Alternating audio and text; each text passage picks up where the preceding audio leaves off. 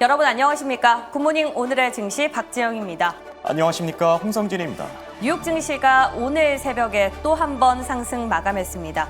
금리 인하 가능성이 이제 100%까지 점쳐지면서 확실히 인하를 할 것이다 라는 데 시장에 기대감이 반영되고 있는데요. 네, 100%라는 숫자는 상당히 오랜만에 보는 것 같습니다. 확실히 트럼프 대통령의 금리 인하 압박 수위가 이 시장에 반영되고 있는 것으로 보입니다. 이런 가운데 어제 국내에서는 기다렸던 국정 과제가 베일을 벗었습니다. AI부터 여러 가지 키워드가 나왔는데 시간 외에서까지 강세를 이어가는 곳도 있죠. 같이 점검해 보겠습니다. 네, 그리고 IPO 대장주들이 연일 잭팟을 터뜨리고 있습니다. 서클에이어서 이번엔 암호화폐 거래소 분리시까지 주가가 80% 넘게 급등했는데요. 관련 소식들도 같이 확인해 보시죠. 그럼 이제 본격적으로 굿모닝 오늘의 증시 출발합니다.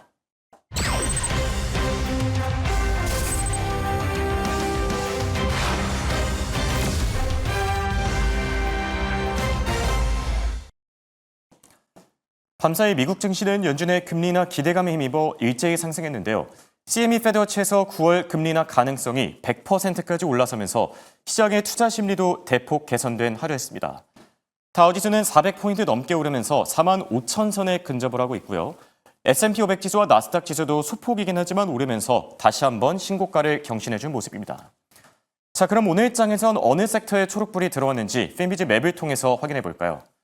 11개 섹터 가운데 가장 많이 올라졌던 건 헬스케어 쪽이고요. 반면에 부진했던 건 필수 소비재 쪽입니다. 자, 그리고 주요 종목들 가운데서는 암호화폐 거래소 분리시가 상장 첫날에만 주가가 83% 급등했고요. 자, 그리고 코어 위브 어제 실적을 발표했는데 실망감 속에서 20% 급락했고 또 시스코 시스템즈가 예상보다 실적을 잘 공개했음에도 불구하고 현재 시간 외 거래에서는 2% 하락 중입니다. 자, 한편 밤사이 채권과 외환 시장은 PPI 발표를 앞두고 강세로 돌아섰는데요. 연준의 금리 인하 기대감이 채권과 외환 시장에도 반영된 가운데 10년물 국채 금리는 4.23%까지 소폭 떨어졌고요. 달러 인덱스는 98 아래로 떨어졌고 현재 여객 시장에서 원달러 환율 1,380원대 아래서 거래 중입니다. 자, 그럼 밤사이 외신들이 주목했던 주요 이슈들 키워드 통해서 하나씩 체크해 보시죠. 먼저 첫 번째 키워드는 바로 파월 흔들기에 나서고 있는 트럼프 대통령입니다. 사실 그렇게 새롭지도 않은 내용이긴 합니다. 연일 파월 의장을 압박하면서 트럼프 대통령 계속해서 금리 인하 압박 수위를 높이고 있는데요.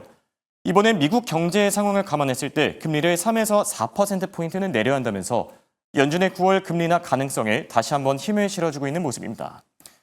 자, 그럼 다음 장 통해서 CME 페드워치의 자료도 함께 볼까요? 자, 지금 보고 계신 CME 페드워치 자료, 9월 금리 인하 가능성을 완전히 반영하고 있는데요. 25bp 금리 인하 가능성이 93%에 달하고요. B컷 가능성, 그러니까 50bp 금리 인하 가능성은 6%에 달하고 있습니다. 오늘 밤에 이제 PPI가 발표되게 되죠. PPI마저 만약에 잘 나오게 될 경우에 연준의 금리 인하 가능성, B컷 쪽으로 더 돌아서지 않을까 생각이 들고요. 자, 다음 장 통해서 연준위원들의 발언들도 함께 보시죠. 이렇게 시장은 9월 금리 인하에 완전히 베팅하고 있는데 연준 위원들 계속해서 경계감을 드러내고 있는데요. 애틀란타 연은 총재는 올해 한 차례 금리 인하가 적절하다면서 고용시장이 악화되는 경우에만 금리 인하 수위를 더 높일 것이라고 밝혔고요. 또 시카고 연은 총재도 관세에 따른 인플레이션 반등이 우려되기 때문에 금리 인하와 관련해서는 신중해야 된다고 밝히는 중입니다. 자, 이렇게 세 가지 키워드에 대해서 살펴봤고요. 더 자세한 기업 이슈들 김현수 아나운서와 확인해 보시죠. 네, 기업별 이슈들, 종목별 이슈들 저와 함께 확인해 보시죠. 우선 7개 기업들 상황부터 점검하겠습니다. 애플과 아마존만이 오른 가운데 나머지 종목들은 보합권을 유지하면서 하락세를 이어가고 있습니다. 일단 아마존 같은 경우 이슈부터 한번 확인해 볼까요? 당일로 식료품을 배송해주는 서비스를 런칭할 것이다 라고 이야기를 했다고 합니다. 우리나라로 치면 마켓컬리 그리고 쿠팡의 로켓 배송처럼 바로바로 식료품을 보내주겠다라는 건데요. 이런 뉴스 전해지면서 월마트는 하방 압력을 받아갑니다. 5%가량의 하락세가 이 뉴스가 나온 이후 월마트에 반영됐다는 점 확인하시면 좋을 것 같은데요. 아마존 기존의 배송업체에 도전장을 계속해서 내밀고 있습니다. 여기에 이어서 애플도 상승했는데요. 1.58% 상승했습니다.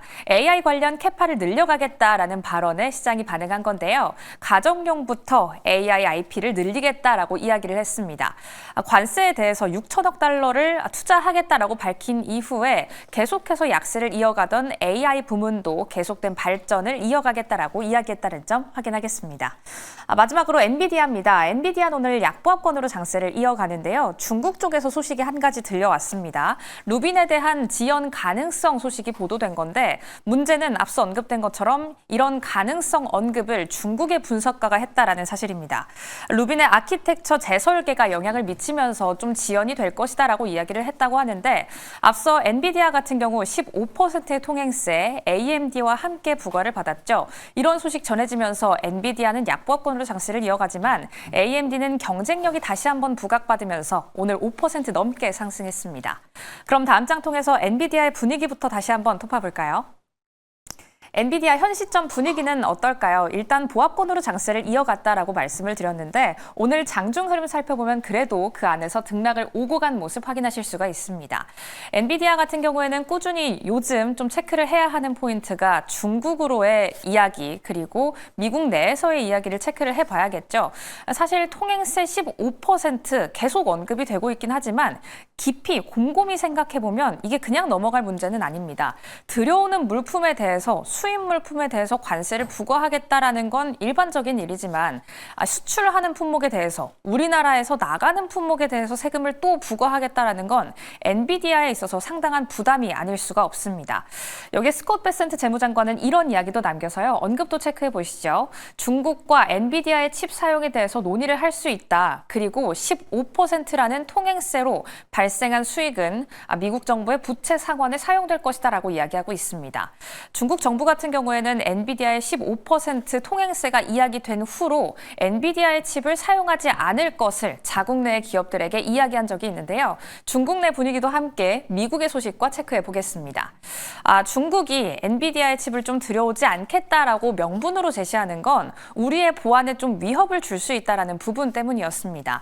하지만 이걸 다시 한번 트리거처럼 촉발할 수 있는 소식이 한 가지 미국에서 등장해서요. 함께 확인해 보시죠. 미국이 밀수의 위험성이 높은 첨단 칩에 이미 위치 추적 장치를 사용하고 있었다라는 보도가 한 가지 등장했습니다.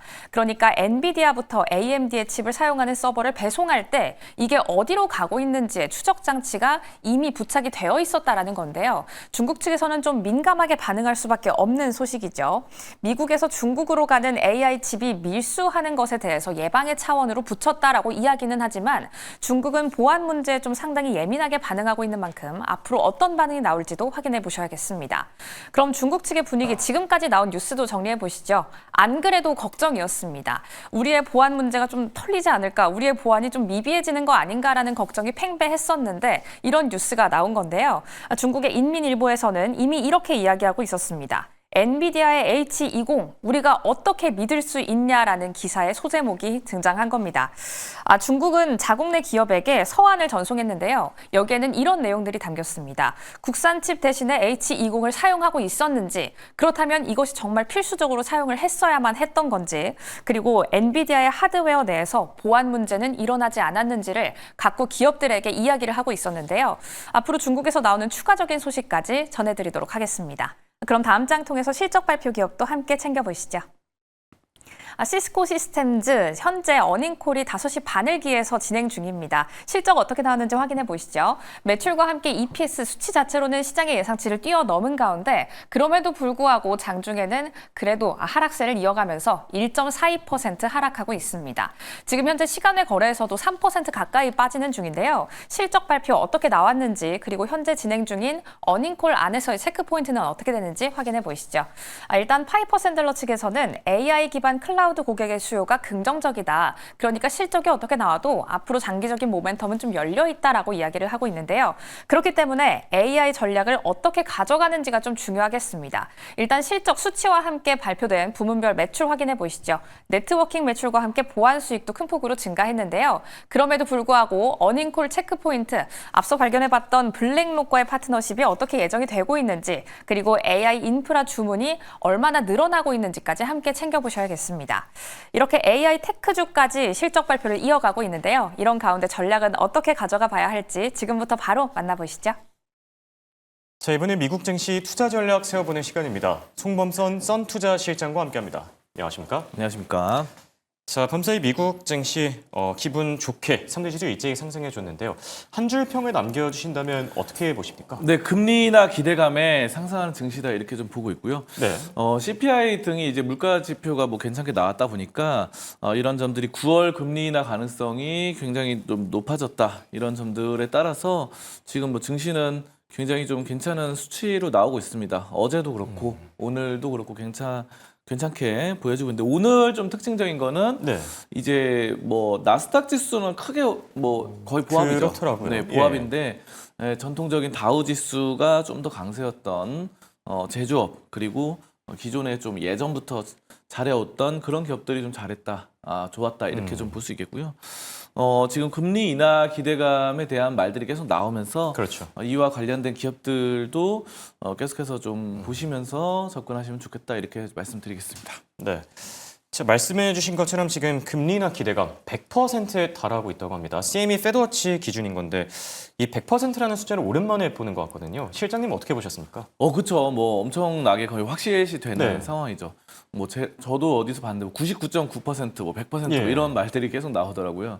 그래서 이제 계속해서 미뤄왔던 거기 때문에 결국은 미루고 하다가 이제는 더 이상 미룰 수 없다. 그렇죠. 라는 시점이 된 것 같아요. 그래서 이제 9월에는 100% 되지 않을까 이렇게 생각되고요. 뭐 트럼프 대통령 같은 경우는 3%에서 4%포인트나 내려야 된다. 이렇게 강력하게 주장을 하고 있죠. 그래서 지금 금리가 네. 4.25%니까 거의 뭐 제로 금리 수준으로 내려야 된다는 제로 금리로 얘기인 확 거네요. 낮춰야 된다. 예. 근데 사실 이렇게는 좀 힘들 것 같고요. 지금 이렇게 막 엄청난 컷으로 자이언트 컷이죠. 이거. 네, 근데 이제 그래도 어느 정도 B컷 정도는 좀 될 수 있다. 예. 그래서 좀 많이 내릴 가능성도 커졌다 이렇게 좀 보고요. 그래서 이제 여러 가지들이 이제 파월을 대신할 수 있는 의장을 또 조기에 지명할 것이다. 뭐 이런 말들이 나오면서 어쨌든 파월 의장 네. 흔들기를 뭐 계속하고 있는 그런 모습이네요. 그렇죠.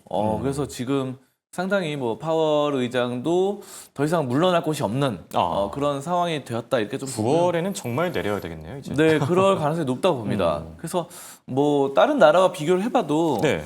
진짜 그 미국이 GDP가 전 세계 1위잖아요. 근데 이제 그거보다 경제가 좀 낮은 경제 성장률이라던가 아니면 경제 규모가 안 좋은 나라들보다도 미국이 굉장히 높다 보니까 뭐 미국 30년물 국채는 뭐 거의 5%에 예. 달합니다. 5%. 30년 국채가 5%에 달하기 때문에 근데 약간 떨어지긴 했죠. 간밤 사이에. 그래서 지금 금리 인하 기대감 때문에 그렇죠. 국채 가격들, 국채 가격은 오르고 이제 국채 금리는 국채 금리는 약간 떨어졌습니다. 그래서 이런 것들이 지금 화면에 보이시다시피 좀 대폭 떨어졌어요. 이 정도면은 뭐 1% 넘게 하락을 했기 때문에 1.5%뭐 이렇게. 그렇죠. 자, 그래서 어쨌든 이런 점들이 금리 인하라는 점들이 미리 국채 금리에는 선반영돼서 네. 좀 떨어지고 있어서 이런 점들 국채가 어떻게 보면 선행 지표죠. 그렇기 그렇죠. 때문에 그런 점들이 상당히 좀 높아졌다 이렇게 좀 판단합니다. 네. 자, 방금 전에 화면에 잡혔던 자료도 보시면 이제 B컷 가능성이 한 6%로 점쳐지고 있고요. B컷이라고 하면은 50bp 금리 인하를 뜻합니다. 그리고 25bp 금리 인하 같은 경우에는 거의 뭐 93%에 달하는 점 참고하시면 좋을 듯하고요. 자, 이런 가운데 연준 위원들 생각보다 좀 신중한 스탠스를 취하고 있는 것 같아요. 매파적인 발언들이 나왔는데 어떻게 보셨죠? 그렇죠. 아무래도 트럼프 대통령이 했던 말과는 좀 반대되는 입장으로 네. 좀 하는데 뭐 애틀란타 연은 총재 같은 경우는 이제 올해 한 차례 금리 인하가 좀 적절하다 이렇게 좀 보고 있고요. 지금 시장은 한 3차례 정도를 보고 있는 것 같은데 한 차례를 강조하고 있네요. 네, 아무래도 그 여는 쪽이다 보니까 뭐 좀 신중한 쪽인 것 같습니다. 네. 그래서 그러니까 실질적으로 약간 돈을 관리하고 재무 관련된 쪽을 하는 사람들은 좀 아무래도 그런 신중한 스탠스를 취하는 것 같아요. 그래서 시카고 연은 총재 같은 경우도 관세빨 인플레이션 반등이 우려된다. 그래서 인플레이션 때문에 너무 이렇게 빠르게 할 수는 없다. 뭐 이렇게 나오기 때문에 돈을 관리하는 뭐 은행 뭐 이런 은행권 이쪽은 아무래도 좀 파월도 그렇고 그렇죠. FOMC도 그렇고 그런 경제 재무 쪽은 좀 신중한 태도고 네. 정치 쪽은 과감하게 해 나가자 이렇게 좀 둘이가 엇갈리는 그런 상황인 것 같습니다. 네, 그러니까 이런 거죠. 뭐 사실 연준위원들 입장에서는 네. 만약에 인플레이션이 반등하게 되면 이걸 누가 책임질 거냐, 뭐 이런 얘기들이 나올 수 있기 때문에 확실히 신중한 스탠스를 좀 취하고 있는 듯하고요.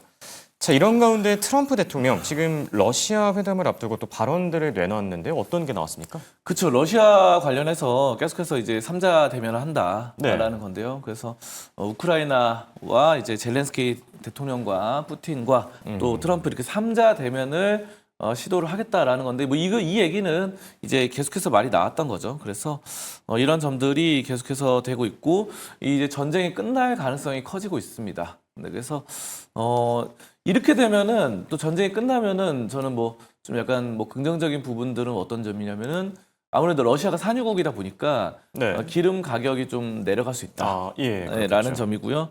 그리고 곡물 가격 이제 또 우크라이나 같은 경우도 그렇죠. 곡창지대가 예. 있어서 곡창지대가 좀 완화가 되면은 곡물 가격 우리가 이제 뭐 밀이라던가 콩, 대두 이런 거 있잖아요. 옥수수 이쪽이 이제 3대 곡물로 치정되는데 아무튼 밀이라던가 이런 쪽은 가격이 좀 떨어지면은 전 세계 물가 그러니까 인플레이션 걱정 때문에 항상 미국이 요즘 걱정하잖아요. 네. 여는 총재들도 그렇고 그렇기 때문에 인플레이션은 어느 정도 기름값도 떨어지고 물가 그 곡물 가격도 밀 가격도 떨어지면서 인플레이션 걱정은 한층 덜어질 수 있겠다. 그러면은 제가 트럼프 원하는 대로 예. 빠르게 또 B컷의 B컷을 또 자이언트 컷을 할 수 있는 그런 여건이 좀 조성되는 그럴 수 있겠죠. 뭐 긍정적인 시점이라고 보고 있습니다. 네.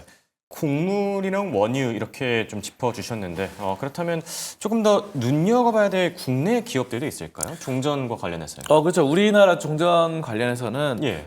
그 종전 재건주 예.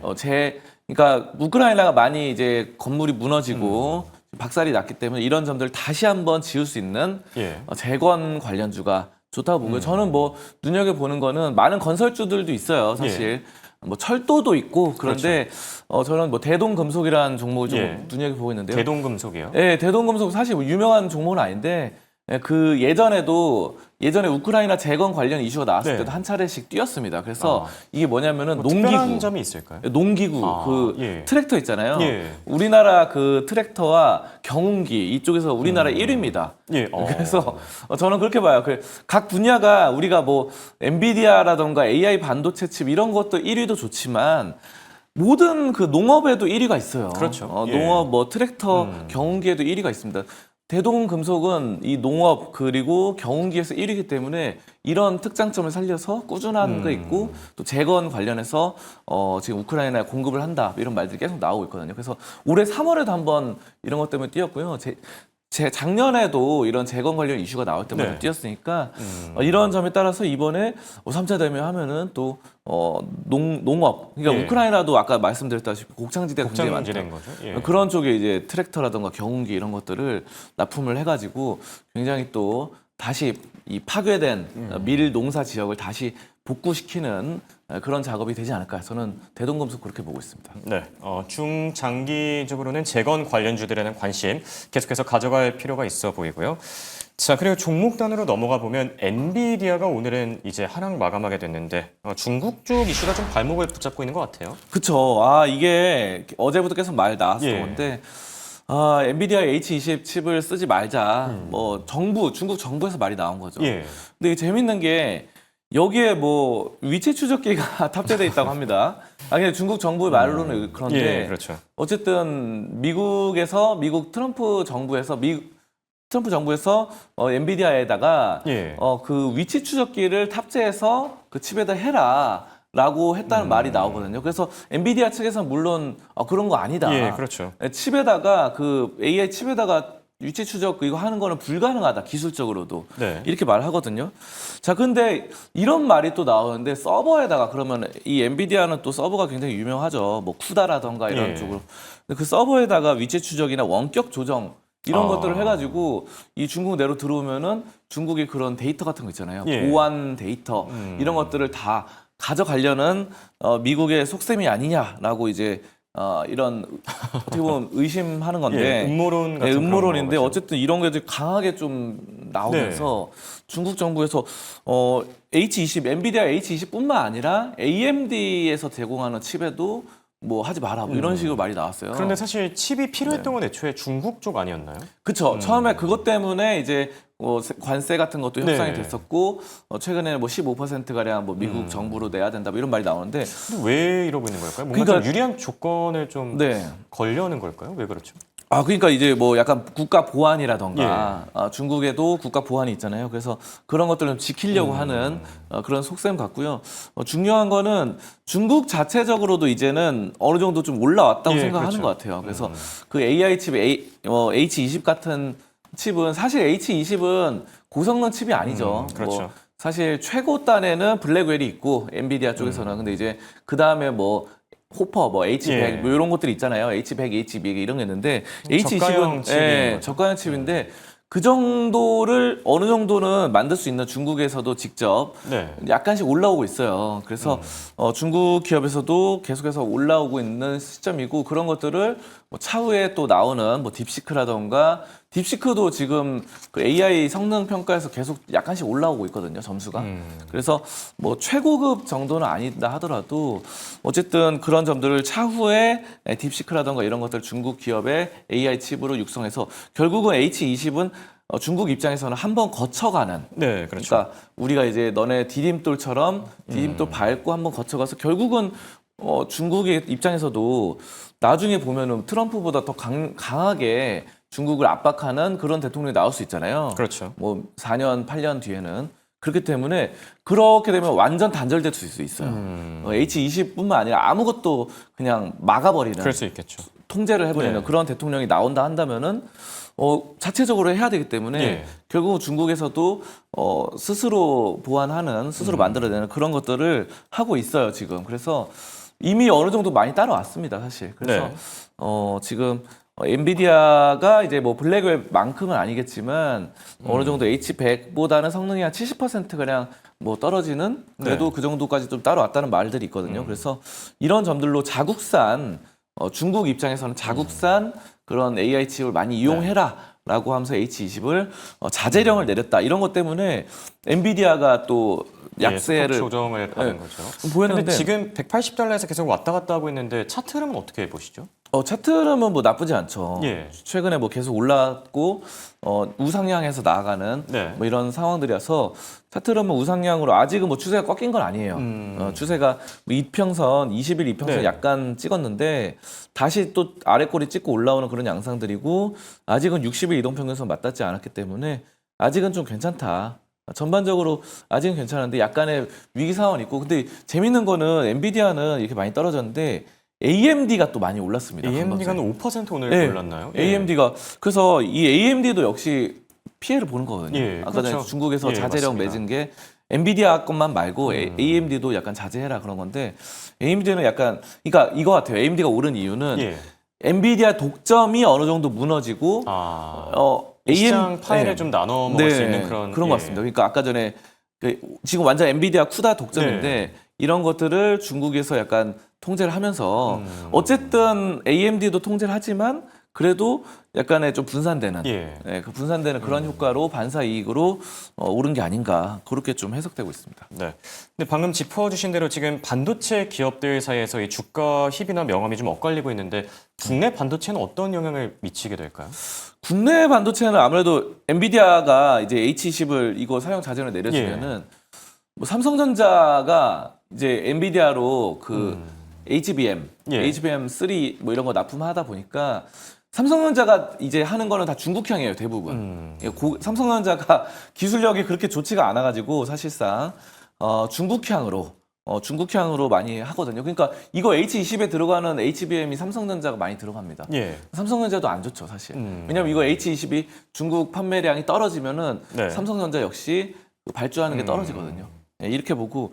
근데 SK하이닉스는 HBM4라던가 이런 것들을 하기 때문에 중국향보다는 그래도 약간 고급화된 반도체 많이 들어가기 때문에 SK하이닉스는 크게 영향은 없을 것이다. 저는 이렇게 좀 판단하고 있습니다. 네, 국내 반도체 관련주에 대한 투자 의견까지 살펴봤고요. 자, 그리고 암호화폐 관련주들의 상승세가 굉장히 두드러진 것 같아요. 오늘도 암호화폐 관련주 가운데 이 블리시라는 기업이 IPO를 했는데 굉장히 성공적으로 IPO를 했고 또 비트마인이라는 기업이 서학개미들 사이에서 굉장히 핫하다고 하는데 네. 어떤 이슈를 나오고 있죠? 그렇죠. 이더리움이 가장 많이 올랐습니다. 예. 사실 비트코인은 어제랑 엊그제랑 별로 많이 안 올랐다고 예. 봐요. 그러니까 비트코인은 약간 무겁게, 그래도 비트코인은 꾸준하게 좀 올랐죠. 예. 그래서 최근에 뭐 스테이블 코인 이슈도 있고, 스테이블 코인 관련해서 미국 정부에서 트럼프가 서명을 하는 등 이런 점들이 있었는데, 비트코인은 그 전에 먼저 올랐었고요. 그 후발주자로 이더리움이 지금 신고가를 경신하면서 전 고점, 역사적 신고가를 달성을 합니다. 이더리움이. 네. 자, 그래서 비트마인 이머징 같은 경우는 전 세계에서 가장 많은 이더리움을 보유하고 있는데요.